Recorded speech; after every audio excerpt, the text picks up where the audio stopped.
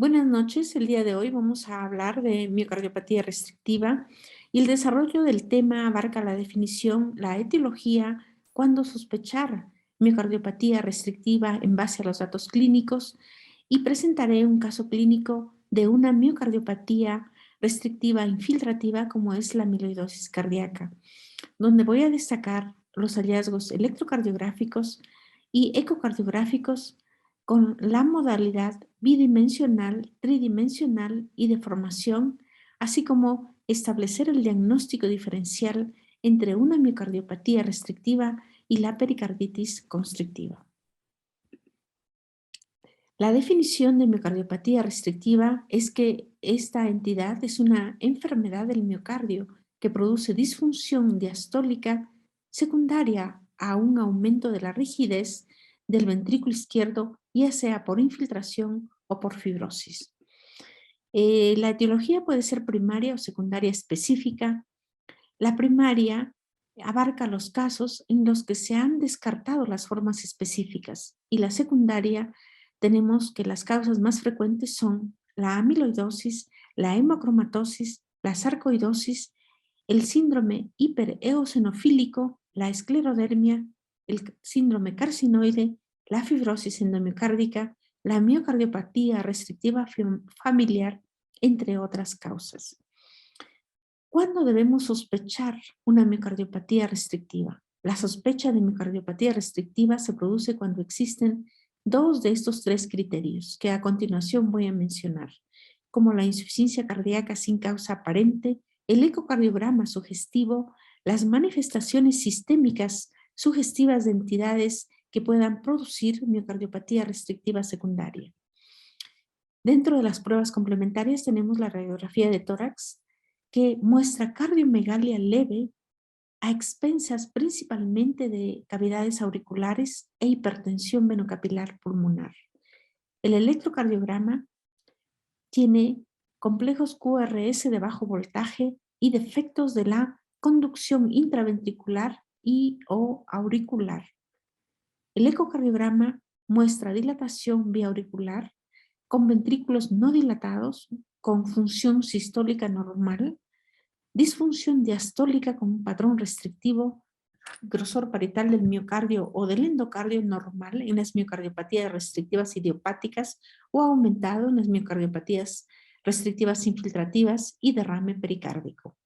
La coronariografía es un método que nos permite descartar la enfermedad arterial coronaria y el estudio hemodinámico muestra disminución de la distensibilidad ventricular izquierda, el signo de raíz cuadrada en el trazo de la presión ventricular, la función sistólica es normal y hay elevación de las presiones de llenado izquierdas como derechas. La biopsia endomiocárdica muestra hallazgos histológicos específicos para cada una de las miocardiopatías y la resonancia magnética, el SPECT y el PET son nuevas modalidades de imagen que tienen gran importancia en el diagnóstico de la miocardiopatía restrictiva, especialmente en amiloidosis y sarcoidosis. El SPECT con pirofosfatos permite hacer el diagnóstico de amiloidosis por transterritina sin recurrir a la biopsia endomiocárdica, que es un método invasivo. Les presento el caso clínico de un masculino de 64 años de edad, sin antecedentes heredofamiliares de importancia, con antecedentes personales no patológicos de sedentarismo y patológicos de hipertensión arterial sistémica de larga evolución, actualmente sin tratamiento médico. El paciente refiere disnea de esfuerzo, fatiga y pérdida de peso de 6 meses de evolución, así como datos de neuropatía autonómica.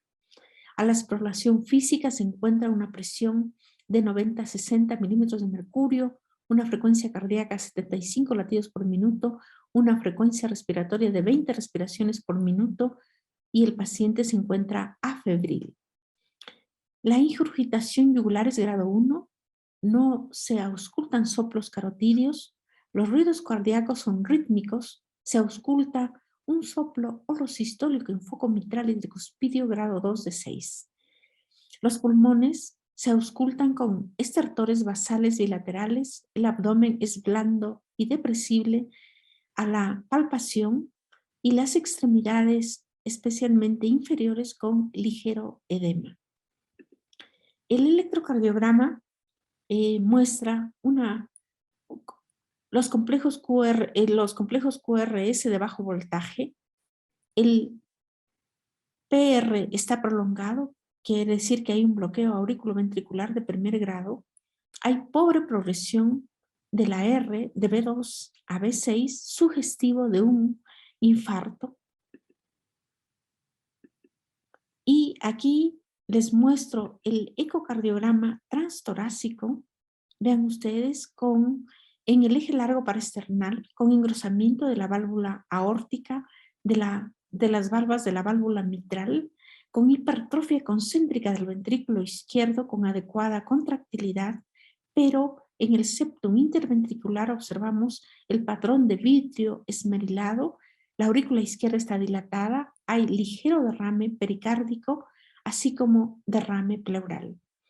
En el eje largo parasternal con modo M medimos los diámetros y grosores de la cavidad ventricular izquierda y vemos que el septum interventricular está hipertrófico, que tiene un grosor parietal de 15 milímetros, así como la pared posterior. La cavidad ventricular tiene diámetros normales, tanto en diástole como en sístole, y en el eje corto parasternal, a nivel de ambos ventrículos, observamos la movilidad global y segmentaria del ventrículo izquierdo normal. Aquí vemos el ventrículo derecho en forma de media luna con adecuada contractilidad, y en esta imagen, que es el eje largo parasternal con Doppler color, observamos una ligera insuficiencia aórtica. En el corte apical de 4 cámaras vemos cómo las valvas auriculoventriculares están engrosadas, las aurículas están dilatadas, las cavidades ventriculares dentro de parámetros normales con adecuada contractilidad, pero el septum interventricular tiene un patrón de vidrio esmerilado, principalmente en las porciones basal y media. Con Doppler color vemos que hay una insuficiencia mitral ligera y una insuficiencia tricuspidia ligera. Con eco tridimensional observamos engrosamiento de las valvas tricuspidias,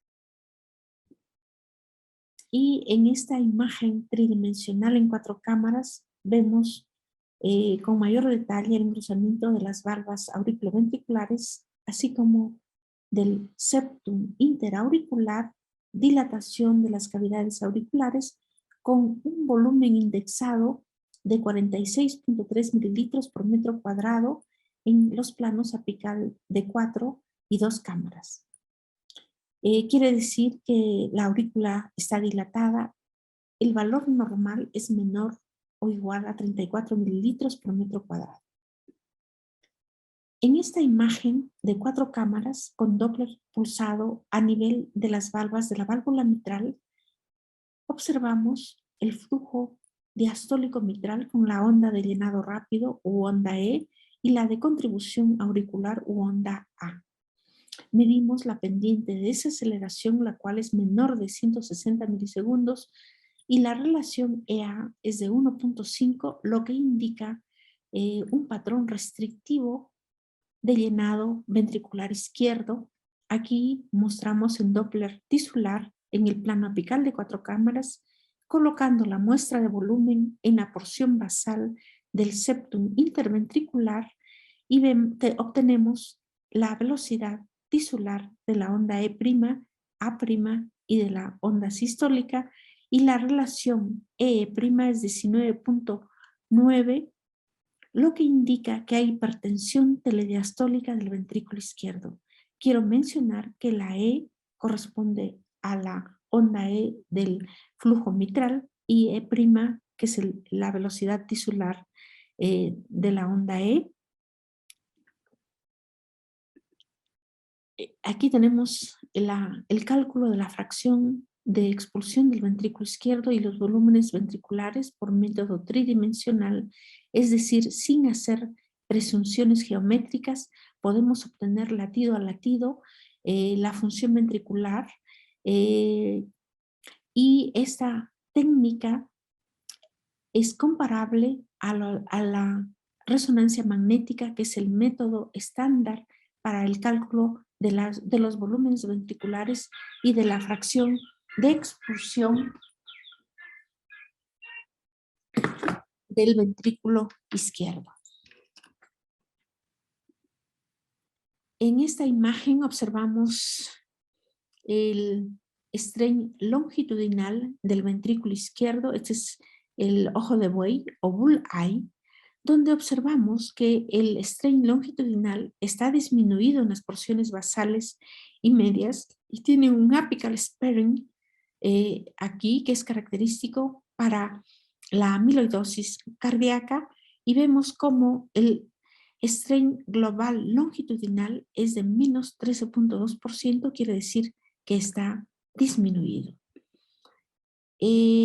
Aquí vemos que este paciente fue llevado a biopsia de grasa y médula ósea y se encontró depósito de cadenas ligeras kappa y lambda con niveles de 2.4 y 15 miligramos por decilitro respectivamente y expresión monoclonal de cadena ligera de inmunoglobulina lambda con complemento 38 y 138 en el citoplasma de células plasmáticas en médula ósea, lo que corresponde a una miocardiopatía restrictiva por infiltración de amiloide.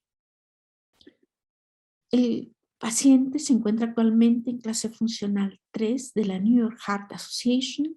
Ha tenido un deterioro progresivo a pesar de la quimioterapia de segunda línea y el pronóstico a corto plazo es malo.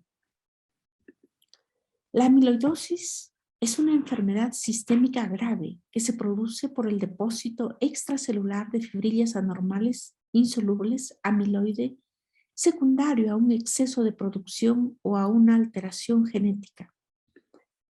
La amiloidosis cardíaca es pues la consecuencia del depósito de amiloide en tejido cardíaco, como se señala con la flecha, y la afección cardíaca es variable del 50% para la amiloidosis de cadena ligera y esto confiere un peor pronóstico a la enfermedad.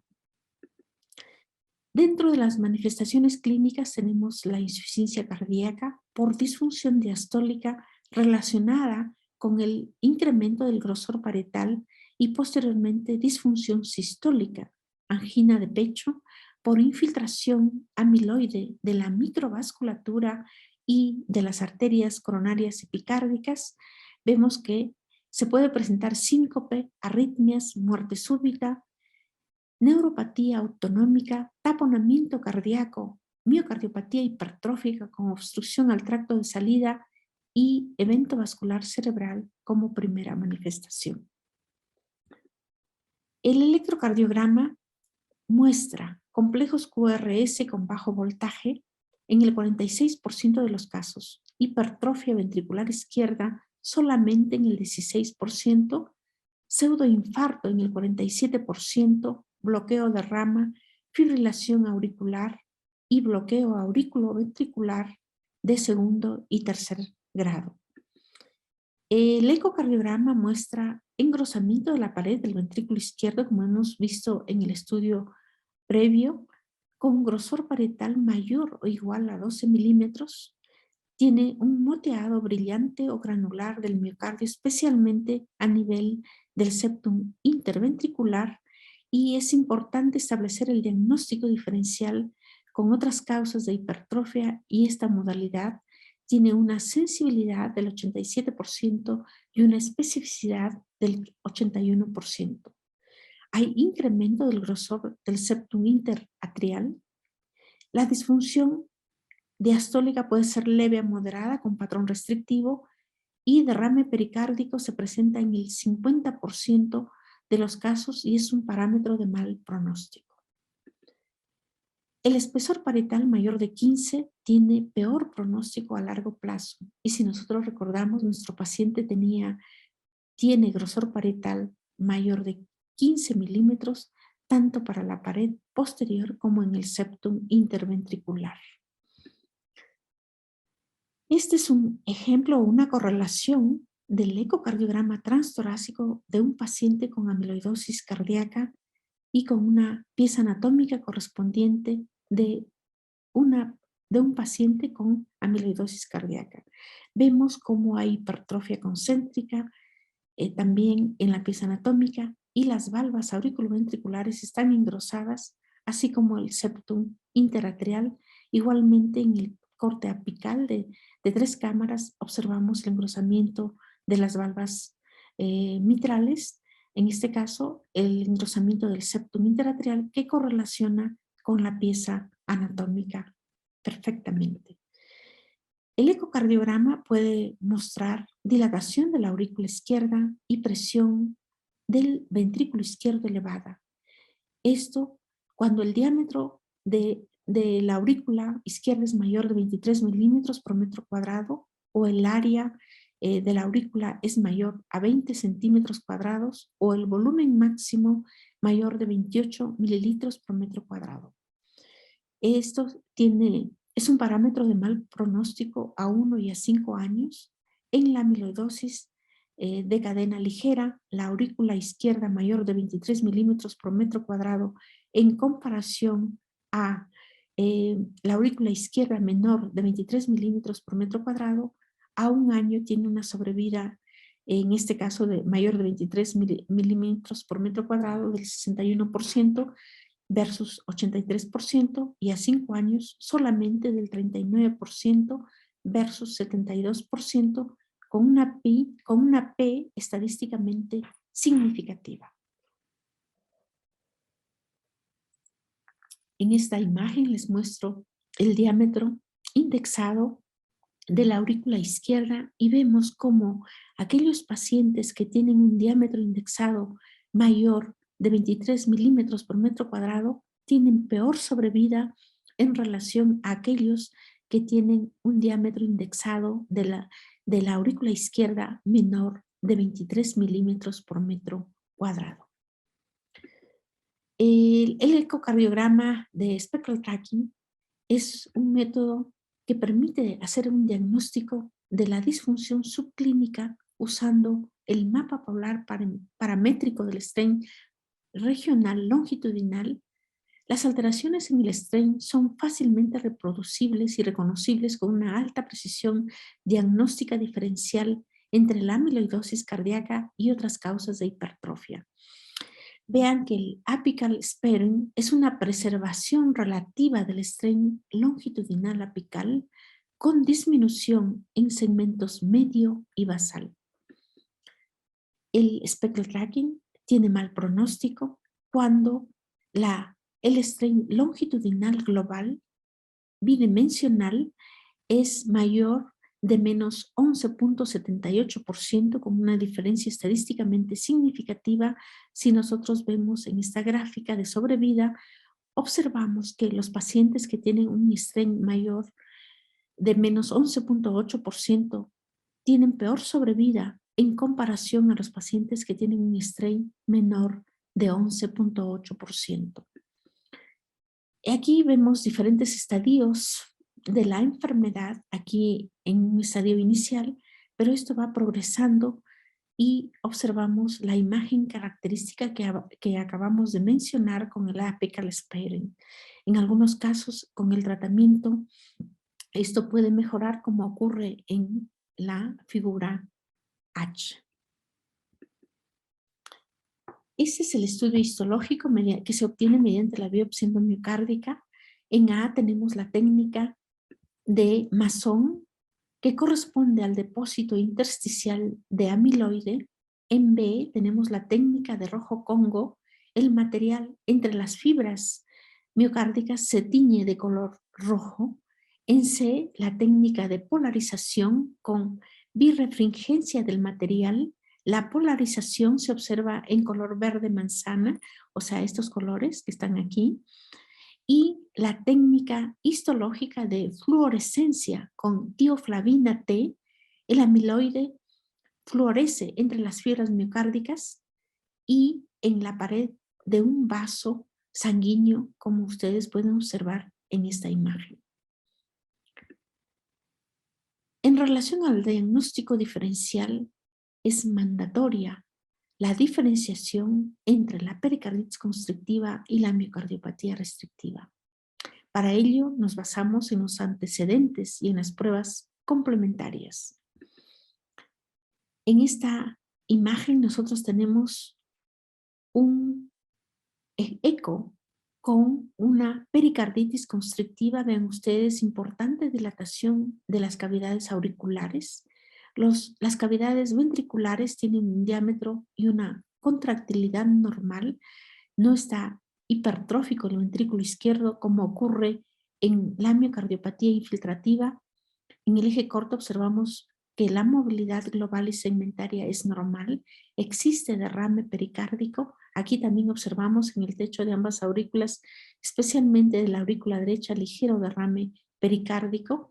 Y en esta imagen de 4 cámaras observamos que hay importante hipertrofia del ventrículo izquierdo con un patrón de vidrio esmerilado en el septum interventricular, también en los músculos papilares, engrosamiento de las valvas auriculoventriculares del septum interauricular, y vean ustedes en el eje corto la contractilidad del ventrículo izquierdo está ligeramente disminuida, especialmente a nivel del septum interventricular, el cual está severamente engrosado y tiene unas imágenes, un aspecto blanquecino dentro del miocardio que podría corresponder a fibrosis, así como vemos un cable de marcapaso en la cavidad ventricular derecha.